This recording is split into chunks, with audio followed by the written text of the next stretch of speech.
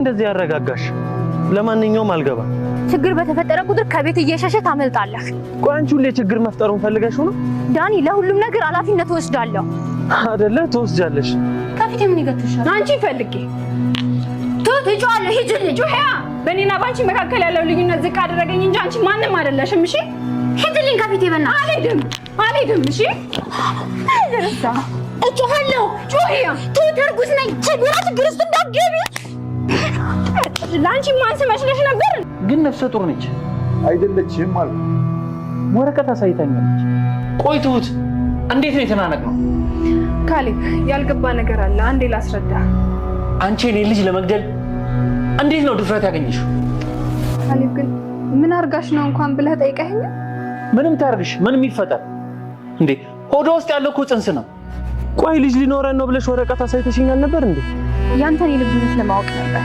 ቆይ እኔ እዚህ ለመቆየት ምንድነው ማድረግ ያለብኝ? ትሁትን ይቅርታ መጠየቅ። ምን? አዎ እኔ ስላልኩ ሳይሆን ንግግር ስትሆን ነው ይቅርታ መጠየቅ። ትንቀኛለች። የምትንቅህ በዚህ ነው ማለት ነው። ዛሬ ፈለግንሽ እኔ እና ቲና ይቅርታ ልጠይቅሽ ነው። በጣም ጀግና ነች። ቤተሰብ ሁሉ ተሰብስቦ ይቅርታ ጠየቃት አይደል? እያበሸከኝ ነው። ምን አበሽቅሻለሁ? ግን በጣም ጀግና ነች። እና ዝም ልላት ነው እንዴ? ውሳኔው አንቺ ነው። የሆነ ነገር አደርጋለሁ የምትይ ከሆነ ተጠርገሽ ትወጫለሽ። ብልጥ ነው መሆን ያለብኝ። አይኔን ከሷ ላይ አንስቼ ሽማግሌው ላይ ነው ትኩረት ማድረግ ያለብኝ። ስለዚህ ፈለጉ ትመጣለሽ ማለት ነው። ስለዚህ አባዬ ትነግራታለህ? እነግራታለሁ። እንደዛ ስትመታኝ ስታንገላታኝ የነበረውን ቲና ያላሰበችው ድርጊት ተፈጸመባት። ምክንያቱም ሽማግሌው የማያውቅ የማያስታውስ ስለነበር የመሰላት ሁሉንም ያደረገችኝን ነገር እናገራለሁ በማለት ነበረ ሲያወሩ ከድንገት ከኋላ ሆና እየሰማች የነበረችው። ይህን የሰማች ጊዜ ይህን ሲያወሩት ስትሰማ እዛው ነበር በድንጋጤ የቆመችው። ነገር ግን ሽማግሌውና ባሩክ ስለ ፈለቁ የምትባል ሴት ነበረ እያወሩ። በዚህም የተነሳ ቲና እዛው ነበረ ቁማ የቀረችው። ሰላም ጤና ይስጥልን ውድና የተከበራችሁ የቻናል ቤተሰቦች እንኳን ወደ ቻናል በሰላም መጣችሁ። የግፈኛው ሚስትና የሰራተኛዋ ፍጥጫ ክፍል 21 ተለቀቀ። ወደ ክፍል 20 ስንመለስ እንግዲህ ትሁትን አስራዋት ነበርና ትሁት ግን በመፍታት ልታመልጥ ችላለች። ግን የፈታት ማን ነው የሚለው ጥያቄ እንግዲህ ሽማግሌው ነበር እንድፈታት ያደረጋት እንድታመልጥ። በጣም ደስ የሚለው ነገር ይደርስላታል ወይ ሽማግሌው እያለ። ምክንያቱም እነሱ ከዕቃ ቤት ነበረ አስራው ሲያሰቃዩት የነበረው። ትሁት እንግዲህ ማነች ቲና ስደበድባትም ነበረ ያበረው ማለት ነው። እዚህ ሲመጡ እኔ ብለው ወደ ፖሊስ እናገራለሁ ብሎ በሚል ጊዜ እነሱም ቆይኛ ሰዓቱ ይድረስ እያሉ ሲያታልሉ ነበር። በዚህም የተነሳ እንያት ብለው እሷ ጋር ሲሄዱ እሷ አምልጣለች እንዴት በማለት ደንግጠው ነበር የቀሩት። ራሷንማ ልትፈታ አትችልም እንዴት ማን ፈታው? እንደዛ ታስራማ ልትፈታ አትችልም በማለት ነበረ የነበሩት ማለት ነው።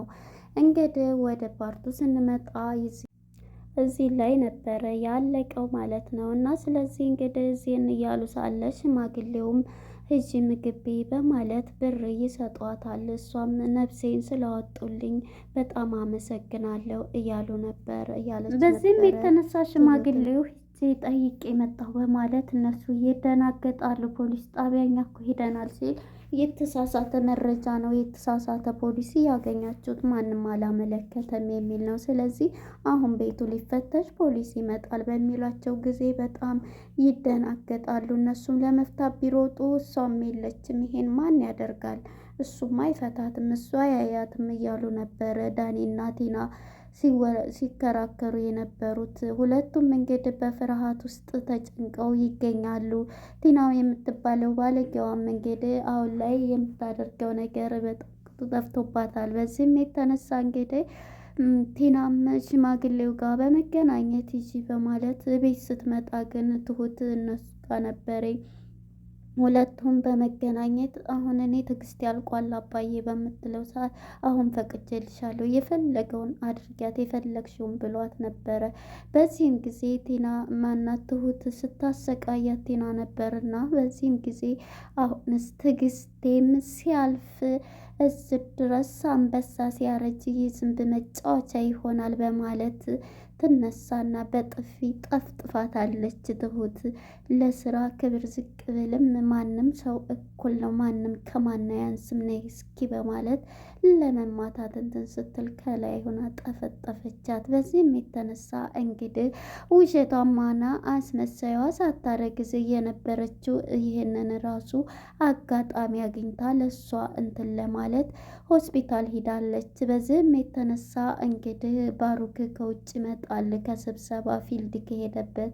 በዚህም ጊዜ መጣ ጊዜ ሁሉንም ነገር ነይ ብለው በሚጠሯት ጊዜ እሱ ግን ጭራሽ መጀመሪያ የእሷንም ቃል ሊሰማት ፍቃደኛ አይደለም። ትዕግስቴ በጣም አለቀ ባሩክ ስትለው ነበር። ቢሆንም እንዴት ትመቻታለች ጽንስ አላት እያለ ነበረ። በዚህም ጊዜ ሽማግሌውም እሷን እንደዚህ ብሎ የእሷን ሀሳብ ፍጹምም ሳይሰማ ተነሽና እኔና አባዬ እናወራለን በሚል ጊዜ እሱም አባትየውም ተነስቶ ይሄዳል። ወዴት ነው በሚል ጊዜ በቃ እኔ እናንተ ወደ ክላሴ ልተኛ፣ እኔ እናንተ በዚህ ነገር ከቀጠል ቀጣይም ነገራችን ጥሩ አይመጣም ልጄ ብሎ ተነስተው ይሄዳሉ። አባትየውም በዚህም የተነሳ ባሩክ የሚሆነውም ቅጡ ይጠፋዋል። አይኑም ያልተገለጠው ባሩክ እንደም ቢል ያው ምክንያቱም ልጅ አለ በሚለው ጊዜ ከልጅ አንጻር እየጓጓው ባሩክ እንግዲህ ልጁ እንትን እንዳለ ነው። በዚህም የተነሳ ከአባቱ ውጭ እንደወጣ እንዳታናግረኝ እያለ ነበረ። በዚህም የተነሳ እንግዲህ ትሁቴም እስከ ዛሬ ሁሉንም ነገር ችዬና እንትን ብዬ ተቀምጫለሁ። ስለዚህ አባዬ እንድታሰናብተኝ እፈልጋለሁ። ቤተሰብ፣ ሀገር፣ ሁሉን ነገር አለኝ። ላንተ ስል ግን ብዙ ነገሮችን እንትን ብያለሁ። አሁን ደግሞ ድነሃል፣ ራስህንም መከላከል ትችላለህ። ከዚህ በላይ መቀጸል አልፈልግም በማለት ታስረዳዋለች። ሽማግሌውም እሱም እሺ በማለት ዛሬም ግን ሌላ ምክንያት አባዬ እንዳታመጣብኝ እያለች ነበረ። እርሱም አይ ልጄ ካሁን በኋላ እንኳን ምንም ነገር እንትን አልልሽም በማለት ነበረ የተቀበለው ሀሳቧን።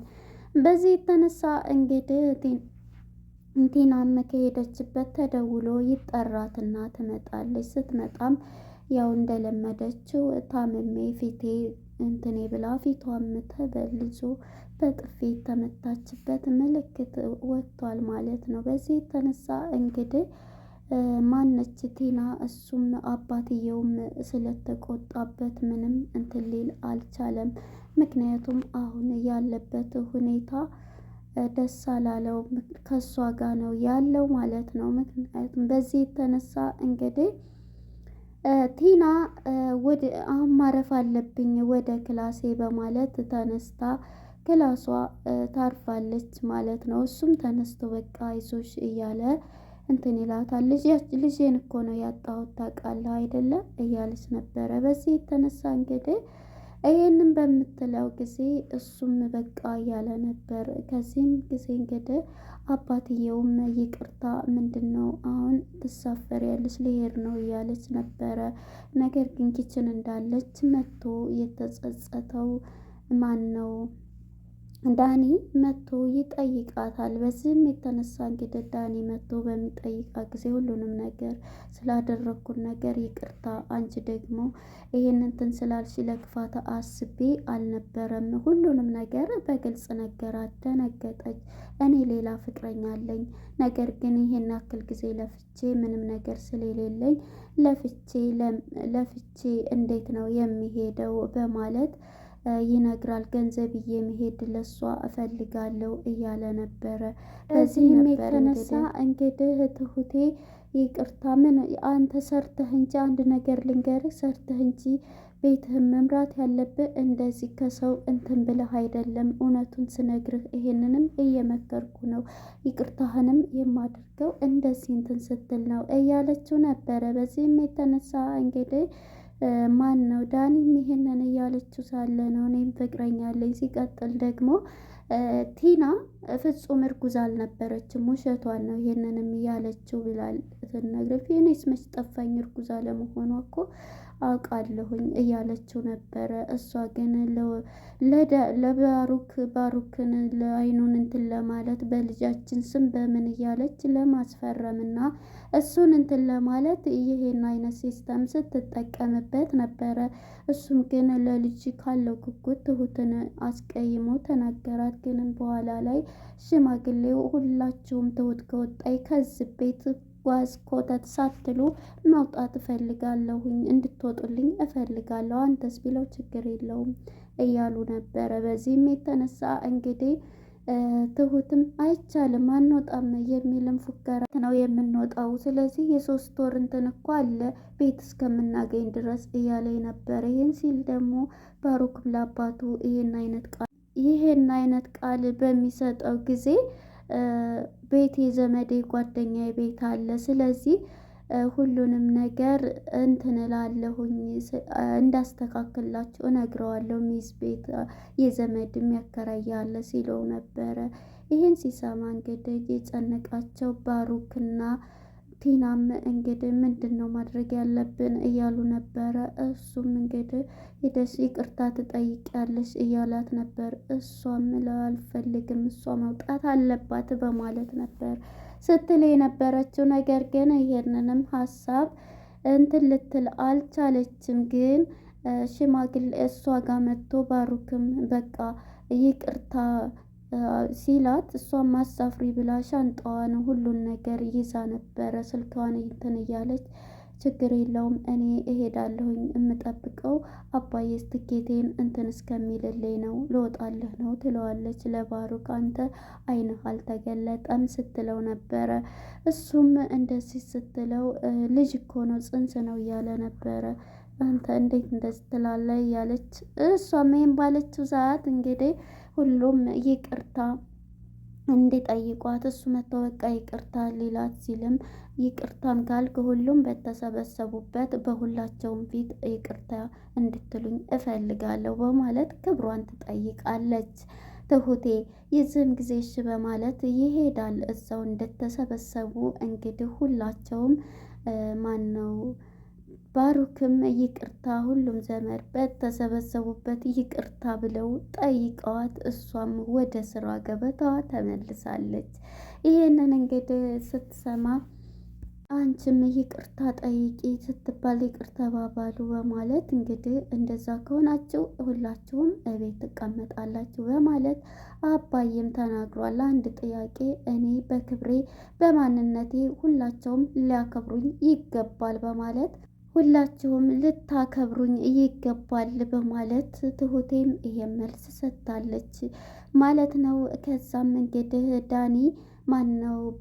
ዳኒና ቲና ባንድ ሆነው የሚከራከሩት ካሁን በኋላ ወጥመድ ውስጥ ነው የገባ ነው በማለት እንግዲህ ዳኒም ይህን ቃል ሲሰጥ ነበረ። ሁለተኛ እንግዲህ ጀግና ናት ግናዬ ሁሉም በተሰበሰበበት ይሄንን አደረገች፣ ምን አይነቷ ጀግና ናት ትሁት እያለ ከቲና ጋር በሚል አንቺ ፈሪ ነሽ እያደነቅካት ነው፣ ለእሷ ክብር እንትን እያልክ ነው እያላት ነበር ያለች ነበረ ቲና።